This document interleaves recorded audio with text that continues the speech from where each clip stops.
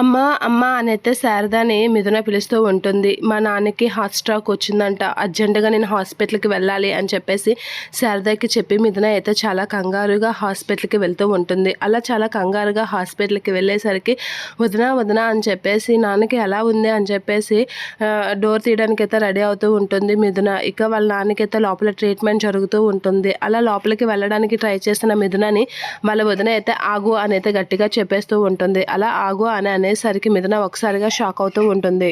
వాళ్ళ వదిన మీ నాన్నని చూడడానికి నువ్వు వీల్లేదు అని గట్టిగా అనేసరికి మిథున అయితే షాక్ అయ్యి అలా చూస్తూ ఉంటుంది. మీ నాన్నని చంపేస్తావా అని చెప్పేసి అంటూ ఉంటుంది. ఇప్పటికే నువ్వు చేసిన పనికి మీ నాన్న ప్రాణాలతో కొట్టుమిట్టాడుతున్నాడు, అలాంటిది ఇప్పుడు నువ్వు వచ్చి చూస్తే మీ నాన్న ఉన్న ప్రాణాలు కూడా తీసేస్తావా అని అనేసరికి ఏం మాట్లాడుతున్నావు వదిన అని మిథున అంటూ ఉంటుంది.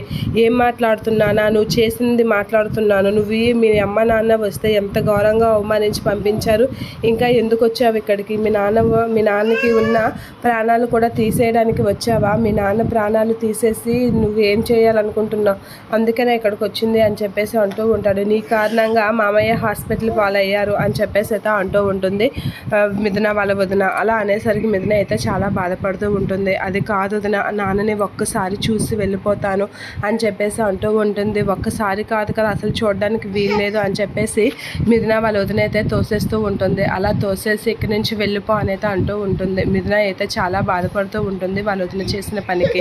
అలా ఏడుస్తూ ఉంటుంది.